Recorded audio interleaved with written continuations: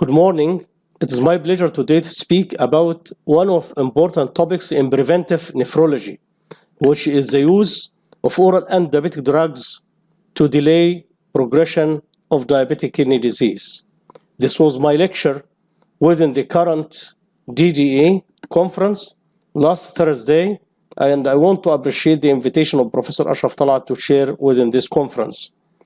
I'm going to focus my presentation to cover some points, introduction, and then a journey within different classes of antidiabetic drugs, followed by comparing these drugs regarding the outcome, and then I'll conclude with giving a hint about other dimensions for the management of diabetic kidney disease and conclusion.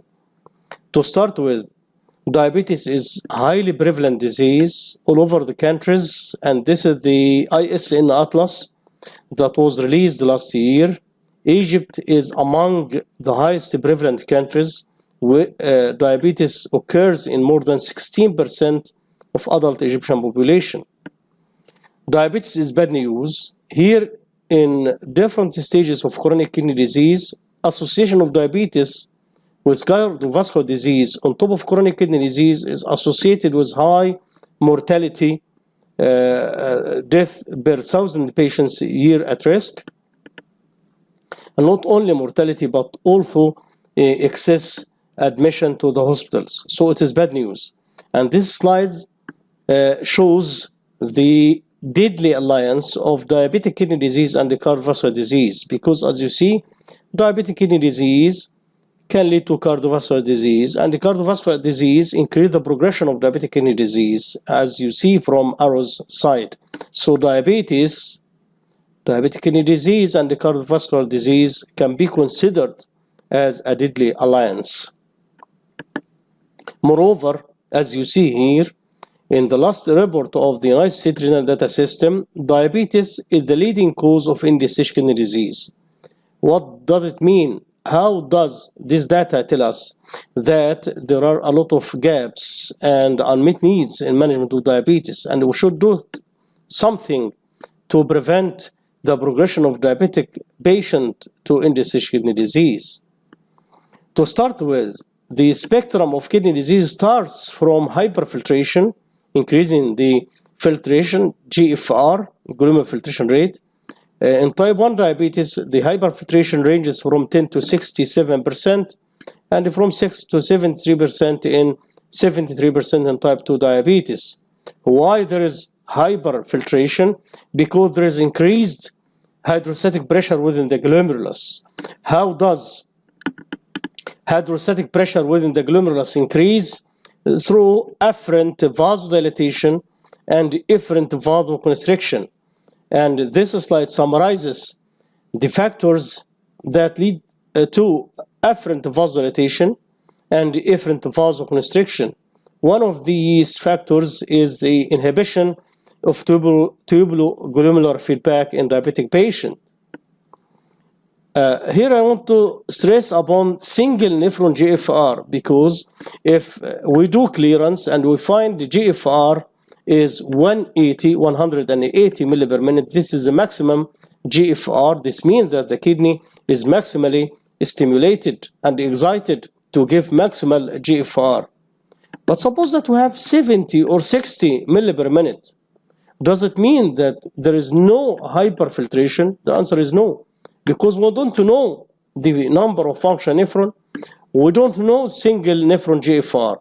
From United States data study, you find here in living kidney donor, we can know single nephron GFR. This is through renal biopsy by dividing the number of healthy glomeruli by total glomeruli, including normal and global sclerosed glomeruli, multiplied by the nephron mass as evidence from CT studies.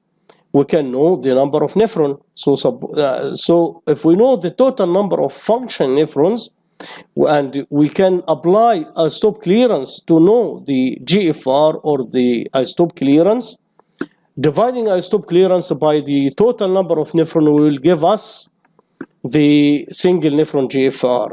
by knowing the normal range, we can know that within a single nephron GFR, there is hyperfiltration, because we may have 60 or 70 milli per minute from functional nephron, and some nephrons are destroyed by global sclerosis, and we want to know if there is hyperfiltration for functional nephron or not. Regarding the journey within antidiabetic drugs, this is metformin is one of the oldest drugs to treat diabetes. As you see, it is still great drugs because the standards of medical care in diabetes was in 2018, as released from American Diabetes Association early this year. Metformin, if not contraindicated and if tolerated, is the preferred initial pharmacological agents for treatment of type 2 diabetes. The evidence level is A. This means if we can give metformin, this is the drug of choice because of low cost. But the major problem in well-established diabetic kidney disease is that we cannot give it freely when GFR is less than 30 milli per minute, as recommended by KDIGO guidelines in 2012. If GFR is less than 30, drug is contraindicated and cautiously given if estimated GFR is between 30 to 45. Although there are some reports about using metformin with advanced stages of chronic kidney disease with the use of small dose like 500 milligram, but up to this moment, this is just small reports. We cannot generalize the results. From basic research, this is the experimental animal model, shows that metformin prevents deterioration of kidney function. So metformin is nephroprotective through reducing all these bad mediators in comparison to vehicle. And with vascular disease, this is the calcification that is ameliorated significantly with metformin use. Another study shows that metformin inhibits TGF-beta1, induce the MCP1 expression, and this is one of the mechanisms of nephroprotective effect. Again and again, we can use metformin early with preserved GFR. It is very fantastic drug to be used. It is very simple and cheap drug. But as I mentioned, the presence of CKD, advanced CKD, is a limitation and a contraindication for the use of metformin. So we should use this drug early. Second important point, there is some old comparison that shows some evidence of nephroprotective effect in comparison to older drugs like sulfonylurea. So again, early management by using this drug may protect the kidney. Sodium glucose cotransporter 2 inhibitors, a relatively recent class of antidiabetic drugs that was introduced since a few years. If we look at the nephron, this is a normal nephron, everything is fine. Sodium glucose cotransporter 2 and sodium glucose cotransporter 1 are normally expressed within the proximal convoluted tubule. Sodium glucose cotransporter 2 is responsible about 90% reabsorption of glucose. Everything is normal, so glucose is completely reabsorbed. Some of sodium is reabsorbed with attached to sodium through this transporter. The amount of sodium reaching this part of the nephron is normal. That keep the macula densa and the juxtaglomerular apparatus in normal, and that subsequently leads to normal tubuloglomerular feedback, normal afferent and efferent arteriole diameters. What happens in diabetes? In diabetes, the major problem is sodium glucose cotransporter expression is increased. Increasing sodium glucose cotransporters within proximal convoluted tubule increases glucose reabsorption, not only glucose but also sodium. Increasing glucose reabsorption will lead to hyperglycemia with increased inflammation and consequences of hyperglycemia. Not only glucose but also increased sodium reabsorption will lead to reduction of sodium delivery to juxtaglomerular apparatus with disturbance of tubuloglomerular feedback. As you see in this cartoon, afferent arteriole is dilated and the efferent arteriole is vasoconstricted, leading to increased intraglomerular pressure and increasing GFR. Again, this is sodium glucose cotransporter type 2 within the early part of proximal convoluted tubule and one within the late part of proximal convoluted tubule. Sodium and glucose is absorbed maximally because it is normal, and sodium is absorbed to some extent. Everything is fine, but here in diabetes, sodium glucose cotransporters are significantly increased. You can find the impression of the use of sodium glucose cotransporter 2 inhibitors. Using the inhibitors group, what happens? The absorption of glucose is reduced, absorption of sodium is reduced, so there is glucoretic effect and natriuretic effect. Sodium will reach sufficiently to juxtaglomerular apparatus with subsequent adjustment and increased tubuloglomerular feedback, reduced intraglomerular hypertension, and reduced proteinuria. And you can look at this very smart drawing. The afferent arteriole is constricted and the efferent arteriole is dilated with subsequent reduction of glomerular filtration rate.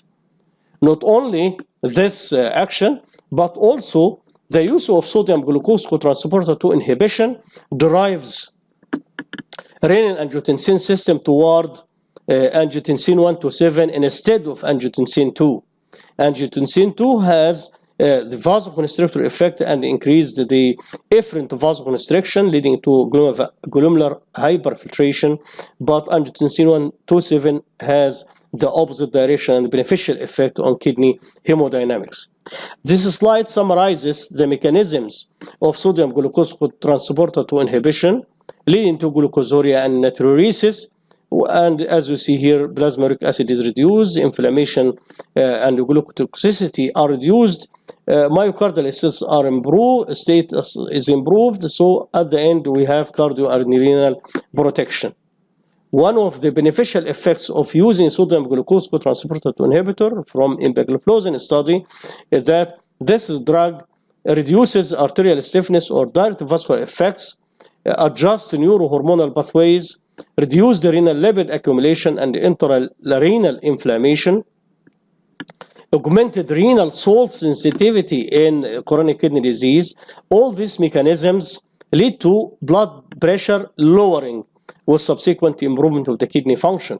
If you look at this slide summarizes different beneficial effects on the cardiovascular system, on the hemodynamics and the glomerular hyperfiltration, on blood pressure, on the oxygenation, reducing albuminuria, and one of the important items is reducing body weight and reducing edema.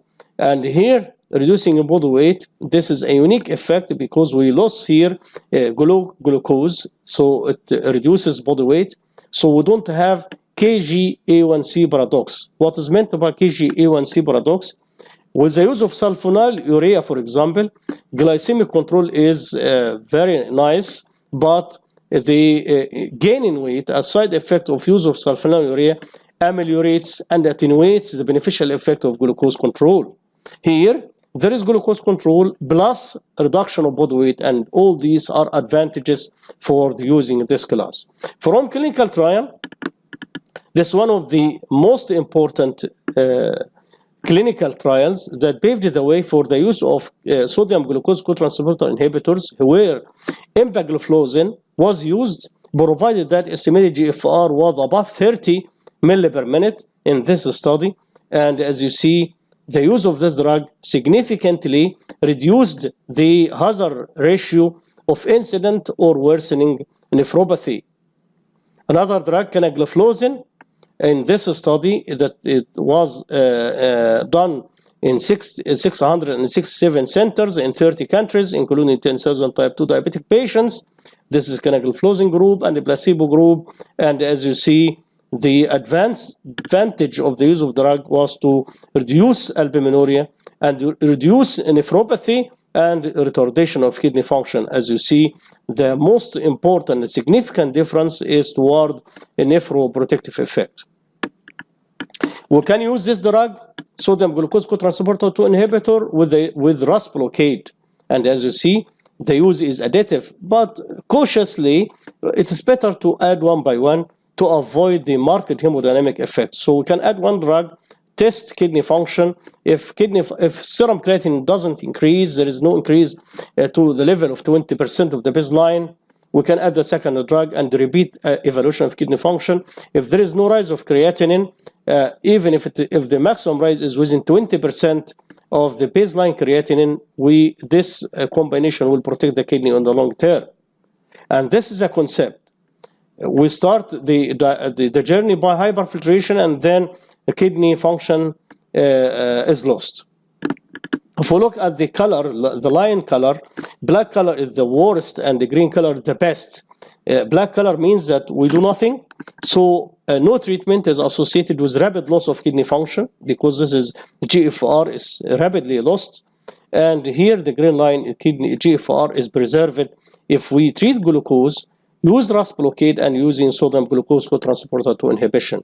If you would like to read about the new antidiabetic drugs for treatment of diabetic kidney disease and cardiovascular disease in diabetic patient, I recommend this supplement to be seen. And this is a systematic review and meta-analysis shows that the use of this drug may be of benefit toward the kidney protection in patients with type 2 diabetes with or without renal impairment. But again and again, it is better to use them earlier to have the beneficial effect, because as shown in the drug leaflets and the pamphlets, the dapagliflozin is restricted below 60 ml per minute, and the canagliflozin and the empagliflozin to GFR above 45 ml per minute. So we should use these drugs with the preserved kidney function to have good effects, because if we use them with significantly deteriorated kidney function, there will be pharmacodynamic effects, and the effect on pharmacodynamic will be reduced, because we need function nephron to have glucoretic and natriuretic effect. However, using them in well-established nephropathy with marked increased urine albumin creatinine ratio between 300 to 5,000 milligram per gram, or 200 to 5,000 milligram per gram, and with estimated GFR in this range between 30 to 90 or 25 to 75, this will be evaluated in recent studies that we are excited to know the results of credence using canagliflozin in CKD diabetic patients, or dapagliflozin in CKD patients. Some of them are type 2 diabetes and some of them are non-diabetic kidney disease. So they are very interesting studies. And if these two studies prove beneficial effects of sodium glucose cotransporter 2 inhibition in the well-established diabetic nephropathy, this will be adding significantly and will be a paradigm shift in the management of diabetic kidney disease. The third trial is empagliflozin kidney trial. It is the same, addressing the effect of this drug to study the effect on the heart and the kidney protection with empagliflozin. Another class of drugs, which is incretin mimetics or incretin preserving drugs, so GLP1 receptor agonist or DPP4 inhibitors. This is the natural glucagon-like peptide 1, as you see from this structure. This structure is degraded by dipeptidyl peptidase 4 enzyme, leading to cleavage of this part from glucagon-like peptide 1, then further degradation by neprilysin to this structure. And so to keep glucagon-like peptide 1, we either give glucagon-like peptide 1 receptor agonist in this structure, because this receptor agonist is not amenable to enzyme degradation of natural glucagon-like peptide 1, or to use DPP4 inhibitor, enzyme inhibitor, to protect this natural structure from the degradation by enzymatic cleavage. And if we keep either the natural one by DPP4 inhibitors or giving the agonist, this will lead to the molecular action leading to increased sodium hydrogen exchange dependent natriuresis, reducing oxidative stress, decreasing inflammation, and reducing renal hypoxia with subsequent renal protection. So this is the rationale of the use of this drug. And this slide summarizes the expected beneficial effects of GLP-1 pathway on different organs of the body. On the brain, it reduces food intake and reduces and treat obesity. This is why we can use GLP-1 receptor agonists in treating obesity, even without diabetes. In heart, increasing glucose utilization, all these beneficial effects on the heart. On kidney, increasing natriuresis. On the immune system, reducing inflammation. On skeletal muscle, improving perfusion and glucose uptake, and on the adipocyte, increasing thermogenesis, increasing glucose uptake. On hepatic side, reducing steatosis and improving glucose and lipids, so it reduces glucose production. On the gut, it stimulates growth and reduces motility. On pancreas, increase insulin secretion and keep beta cell by reducing beta cell apoptosis and increasing beta cell proliferation. All these are beneficial effects, and if you can go to this table to know the different members of GLP-1 receptor agonists given injection, and this one of the problem is to be given injection. And this is short acting, and this is a long acting members, including xenotide, liraglutide, and others. And this is a semi-glutide that can given weekly on weekly basis. But another problem is the use of glucagon-like glutide-1 receptor agonist is limited by estimated GFR. If it is very low, we cannot use this class of drugs. DPP4 inhibitors can be given oral, and this is one of advantage, and they can be used up to severe stages of CKD. The majority of the drugs need modification. Linagliptin needs no dose adjustment, and this is a concept. The problem is hyperfiltration, afferent vasodilatation, and efferent vasoconstriction. If you see GLP-1 receptor agonist or glucagon-like peptide 1 inhibits vasodilatation of afferent, improve tubular gamma feedback through the combating all these mechanisms. This means inhibition of these actions. And here on the efferent vasoconstriction is attenuated and inhibited through inhibition of angiotensin II and the reactive oxygen species. So again, using the GLP-1 receptor agonist or DPP4 inhibitor may have good effect on kidney. Other effects that are considered as glucose-independent effects of incretin-based therapies on renal risk factors in type 2 diabetes mellitus, improving dyslipidemia. So glucagon-like peptide 1 receptor agonists decrease dyslipidemia. DPP4 inhibitors have a neutral effect, and with subsequent GLP-1 receptor-mediated mechanism reducing body weight, increasing insulin sensitivity, etc. And you can look at different mechanisms, inhibiting the inflammation and fibrosis, reducing glomerular hyperfiltration by GLP-1 receptor agonist, but in DPP4 inhibitor, it is neutral effects.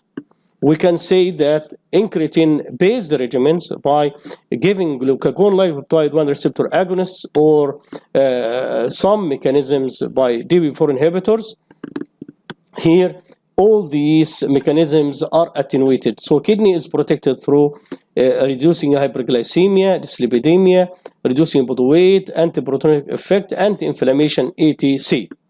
And this is one of the clinical trials of liraglutide, which is glucagon-like peptide 1 receptor agonist. Here reduces albuminuria, and you can see liraglutide significantly, in comparison to placebo, reduces urinary albumin-creatine ratio. For DPP4 inhibitor, this is one of the experimental studies, shows that sitagliptin and linagliptin reduces inflammation, so they have anti-inflammatory action that may protect the kidney. And this is the comparison of linagliptin to placebo regarding renal effects, albuminuria, macroalbuminuria, and reduction of kidney function. All these are significantly lower. Hazard risk is less than 1 in comparison to placebo. But again, the problem in DPP4 inhibitor, we need to know the context. Is there high activation of chemokines or neuropeptide Y? Because if a person has high activation of chemokine and neuropeptide Y, there will be a problem.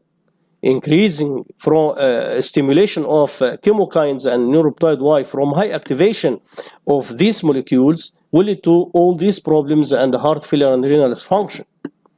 Because DPP4 inhibitors inhibit DPP4, which is responsible about the metabolism of chemokine and neuropeptide Y. If the person has active pathway of chemokine and neuropeptide Y, and moreover we use DPP4 inhibitor, this will increase more and more the chemokines and neuropeptide Y. This is why the scientists address, do we combine this concept? Do we combine DPP4 inhibitor with chemokine or neuropeptide Y blockers? We don't know. Regarding the comparison of different drugs, you can look here to sodium glucose cotransporter 2 inhibition, DPP4 inhibitors, GLP1 receptor agonist, or combination. Look at hemodynamics and albuminuria. The most important class attacking hyperfiltration and albuminuria is sodium glucose cotransporter 2 inhibitor, as this class of drugs reduces significantly albuminuria and glomerular hyperfiltration. Here, albuminuria is reduced a little bit, and here there is some reduction higher than DPP4 inhibitor. Why? There is a difference between sodium glucose cotransporter 2 inhibition, DPP4 inhibitors, and the GLP1 receptor agonist regarding the hemodynamics and the albuminuria, because sodium glucose cotransporter 2 inhibitors lead to afferent vasoconstriction and efferent vasodilatation with reduction of GFR and maintaining natriuresis before the juxtaglomerular apparatus. So this is the beneficial. GLP1 receptor agonists keep the same actions, leading to natriuresis before distal convoluted tubule. But the problem is GLP1 receptor agonists may have vasodilator properties on the afferent arteriole. This will attenuate the effects of natriuresis. In DPP4 inhibitors, the natriuresis occurs on distal convoluted tubule, away from the macula densa, so it will not affect the albuminuria. So this is the major difference regarding the hemodynamics and natriuresis between sodium glucose cotransporter, which works on proximal natriuresis. Here it works on proximal natriuresis but has direct vasodilatation that reduces the effect of proximal natriuresis, and here natriuresis occurs distally after the macula densa and after juxtaglomerular apparatus. This means no effect on the tubular glomerular feedback. You can fix this slide to know the difference between all these drugs and the combination regarding these items of renal hemodynamics, cardiovascular events, and the metabolic profile. And this table summarizes different clinical trials for the use of DPP4 inhibitor, GLP1 receptor agonist, and sodium glucose cotransporter 2 inhibitors. And you can read here the molecules. Here, LEADER trial, which used liraglutide, shows that liraglutide is significantly associated with lower cardiovascular death and lower nephropathy. So it protects hearts and kidneys. And here, empagliflozin from sodium glucose cotransporter achieved the best outcome, reducing cardiovascular death, reducing heart failure hospitalization, and reduced nephropathies. In canagliflozin, it reduces nephropathies. So you can also look at these drug trials.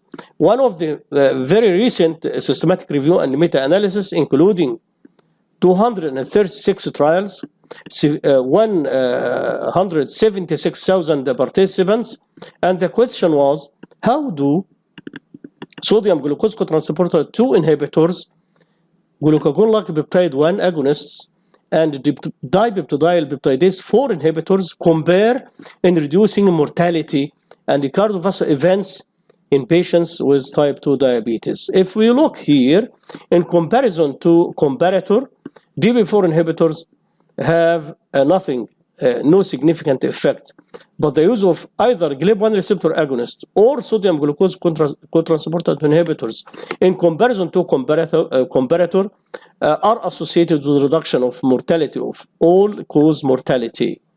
The same here, comparison of DPP4 inhibitors against the GLP1 receptor agonist and sodium glucose cotransporter 2 inhibitor shows superiority and advantages of GLP1 receptor agonist and sodium glucose cotransporter 2 inhibitor in comparison to DPP4 inhibitors for all-cause mortality. And for the annals of internal medicine, the current issue shows this table.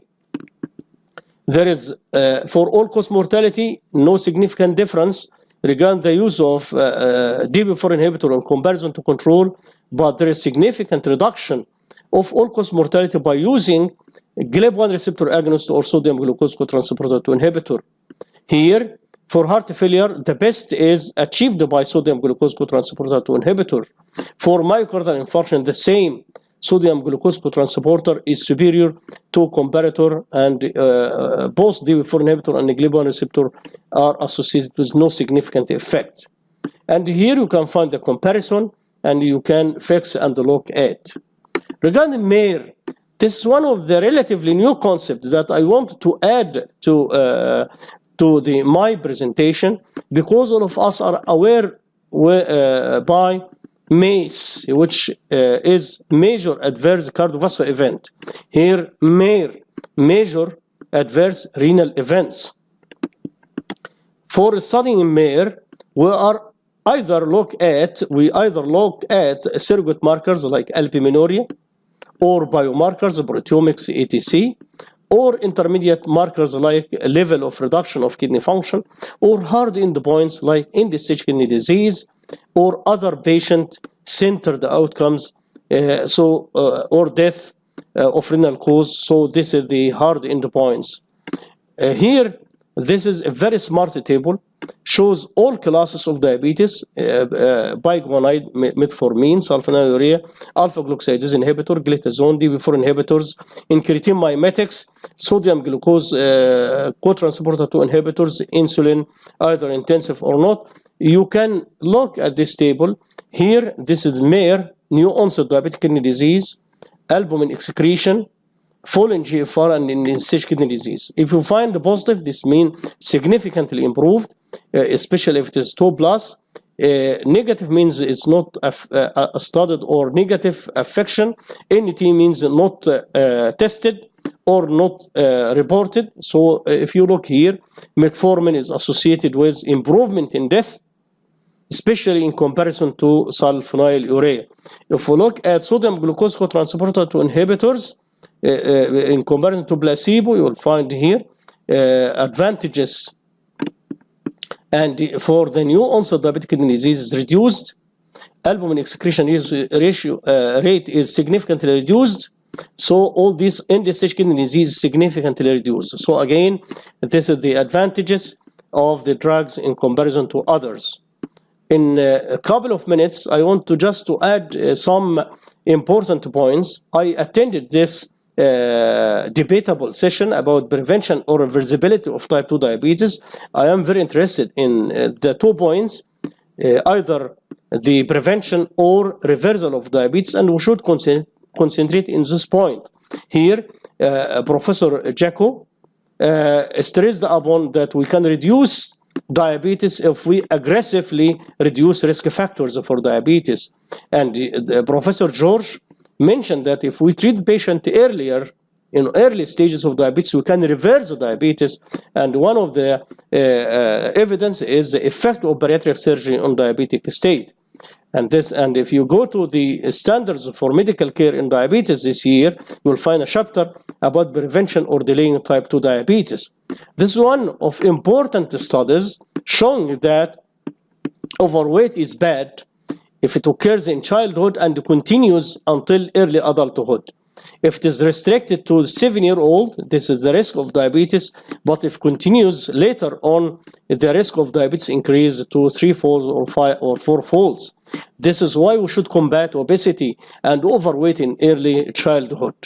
And this stimulates me to discuss some points about obesity. And nowadays we know Adipo-Renal Axis. This is a healthy adipocyte, and this is adipocyte hypertrophy accompanying obesity after caloric stress. and you can look at the mediators and the factors released from normal and abnormal adipocytes. In abnormal adipocytes, you can find high leptin, reduced adiponectin, increasing angiotensin II, increasing TNF, increased metabolite dysregulation, and others that lead to inflammation, oxidative stress, and renal fibrosis, and clinically albuminuria. So it is better to combat obesity and to look upon. And here in obesity, there is leptin resistance, so leptin is high in obesity.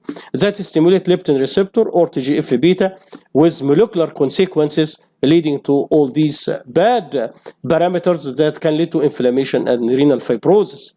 And if you go to the experimental side, you will find drugs working on leptin. So we have leptin receptor antagonists or anti-leptin neutralizing antibodies, but still the work on the experimental animal.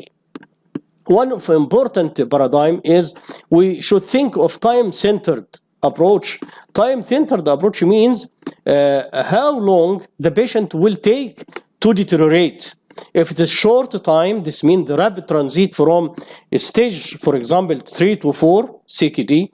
And if we are smart, if we delay the transition or prevent transitions, this would be fantastic. One of the predictors of rapid progression and transition is uncontrolled diabetes with uncontrolled proteinuria and uncontrolled hypertension.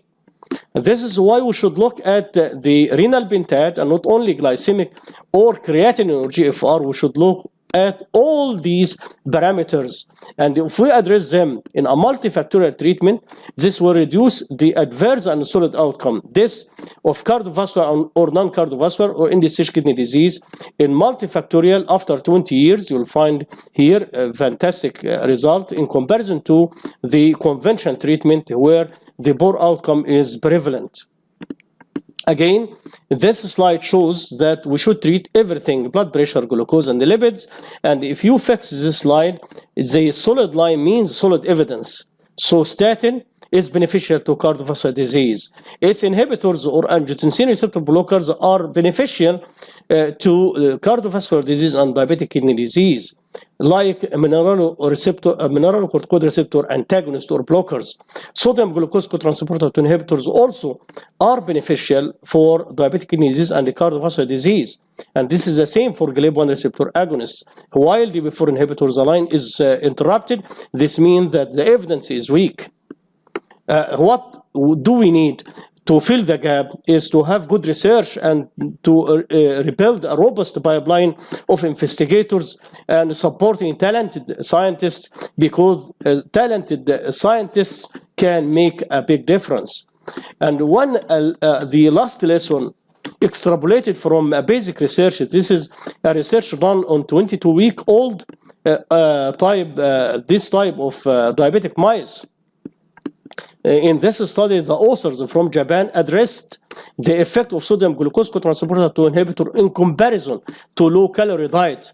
And if you look here to the mesangium or glomerular tuft area, you will find in diabetes it is increased significantly and reduced by sodium glucose cotransporter ebragliflozin, which is prevalent in Japan, and with low-calorie diet as shown in the bar system here.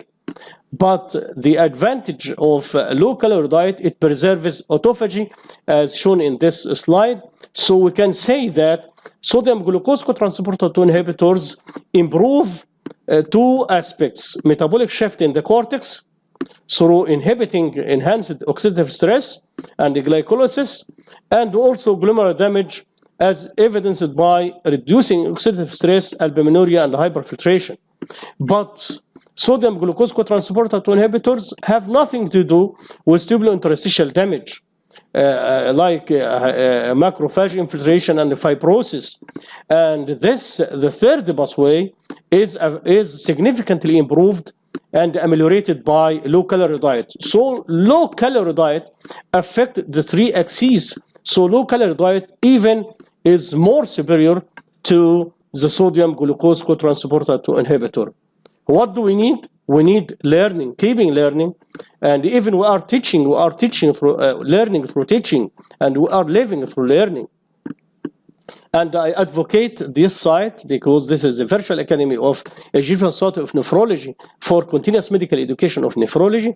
And this is the number of lectures from 2012, 3,369 lectures and 1,432 videos. Please go ahead and to see, and our aim is not just to keeping education only, because the education should be translated into action, and the action will be beneficial to our patients. And I'd like to end with William Osler, the father of medicine, statement: "He who studies medicine without books sails an uncharted sea." Doesn't mean what is inside the sea, because he don't know the chart of the sea. But he who studies medicine without patients doesn't go to sea at all. This is why we should keep learning, educated, doing research, and keep in contact with our patients to have an experience, because this is our job. Thank you very much for your attention, and I'll be happy if you have any questions to be sent to my email. Thank you very much.